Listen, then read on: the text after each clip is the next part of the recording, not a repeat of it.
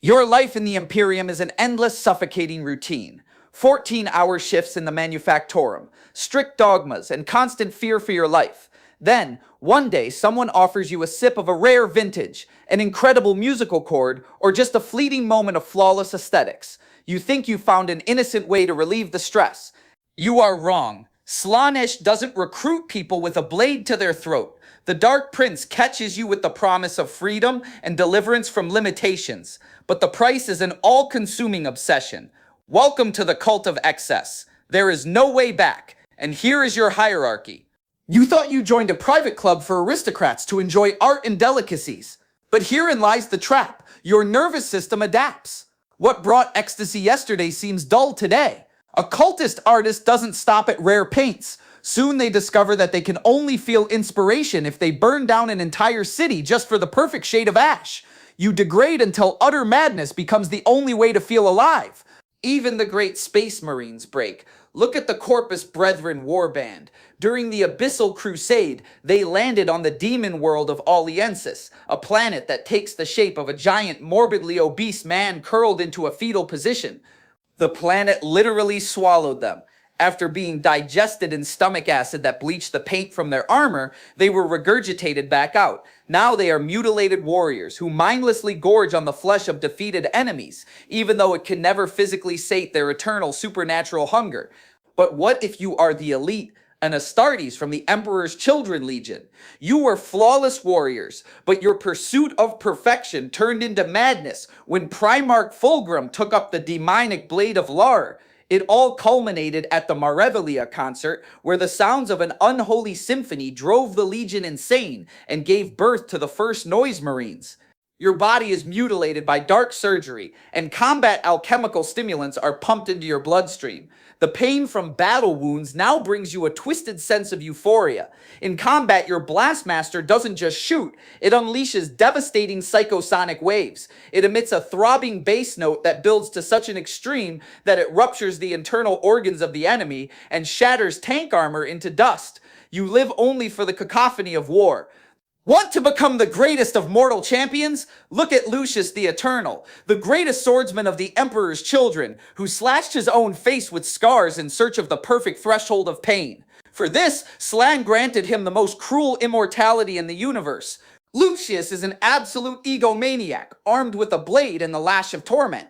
If you kill him in fair combat and feel even a millisecond of pride or satisfaction from the victory, you are doomed. A few days later, your body will begin to mutate. You will scream until your flesh transforms into the body of Lucius himself, and your face will forever remain fused to his armor as a screaming trophy. It is impossible to win this game. When your body gives out from sensory overload, your soul falls into the warp. If you are useful, you will be reforged into a daemonette. Do not expect heavenly maidens. This is asymmetric horror. Beneath the hypnotic glamour of ideal beauty lie serpentine fangs and crab-like claws. Your task on the battlefield is to break the enemy's psyche.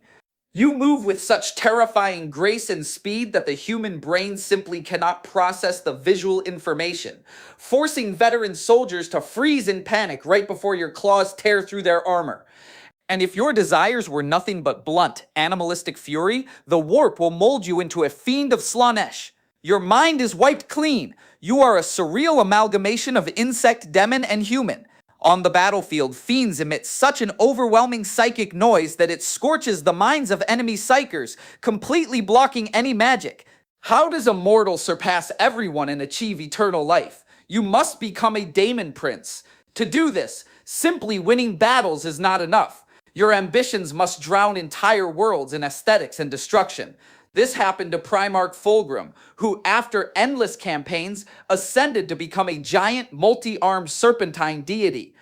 But this is the greatest mockery of chaos. By gaining immortality, you lose your freedom. Your nervous system is amplified millions of times over. This means your tolerance for sensations also becomes cosmic.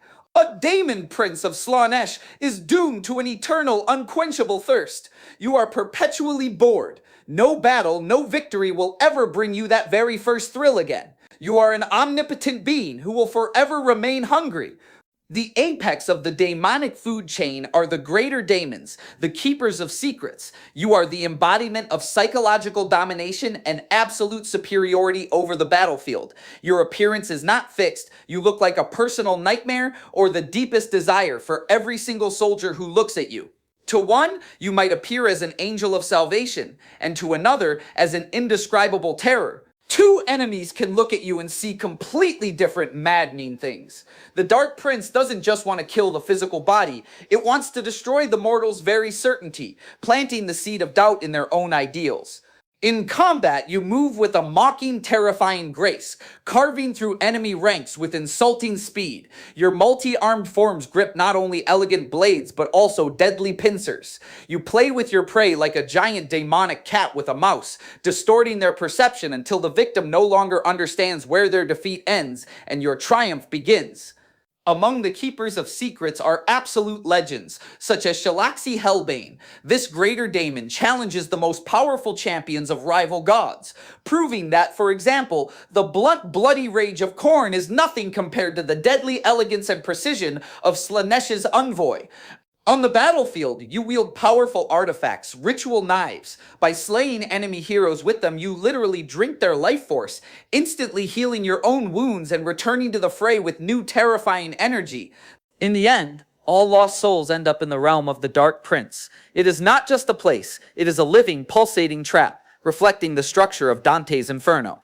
To reach the palace of pleasure and gaze upon your god, an intruder must pass through 6 concentric rings, and each circle strikes at the weakest point of the human psyche. The circle of greed, endless mountains of gold, ingots, and precious stones stretch before you. Greed blinds you, but if you attempt to pick up even a single coin from the ground, demonic entities will hatch from it, burrow beneath your skin, and slowly consume you from the inside. And if you touch a golden statue, wanting to take it with you, your own body will freeze, and you yourself will turn into a piece of motionless gold, remaining fully conscious for all eternity.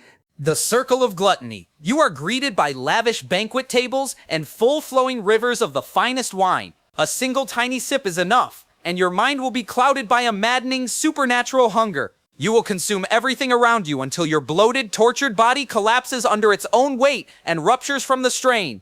The Circle of Carnality. Perfect figures walk through beautiful virgin fields, taking the shape of your deepest desires, but this is only a cruel glamour.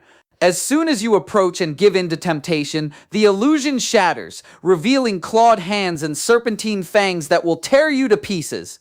The Circle of Paramountcy. You are welcomed by roaring crowds of adorers. You are gifted a personal army, countless legions, and absolute power over empires. For any ambitious commander, this is paradise. But linger for a moment, and your mind will be devoured by corrosive paranoia. You will begin to see a threat behind every smile, a dagger behind the back of every loyal servant, and poison in every chalice. Your perfect triumph becomes your personal, inescapable prison.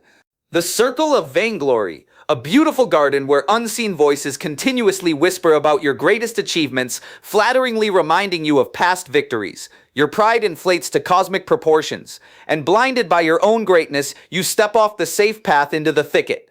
But demonic roots and thorny briars forever bind you to the ground, while a chorus of daemons weaves a mocking epitaph from every single one of your failures. The Circle of Indolence, heavenly choirs, ambrosial waters, and lulling seas. An exhausted traveler feels an overwhelming desire to forget about the endless war. But if you decide to simply sit and rest on the paradisiacal beach, you will fall into an eternal sleep. The desiccated sand you walk upon there is the ground to dust bodies and scorched souls of those who gave up before you. At the very center rises the Palace of Pleasure. It has no walls in the traditional sense. It pulses like a giant living organism. It is there that Slaanesh itself resides. It is said that no mortal can look upon its divine androgynous face without losing their soul forever, instantly becoming a spineless slave to its slightest whim.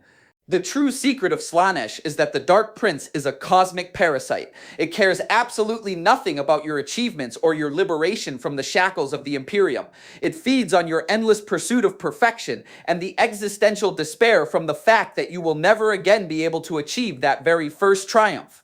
You think you are shattering dogmas and gaining unprecedented freedom, but in reality, you are just a battery, joyfully applauding your own downfall. There is no way out. So sit back, like this video, and subscribe to the channel, because in the end, we are all looking for a little bit of perfect content in this grimdark universe. See you in the Palace of Pleasure.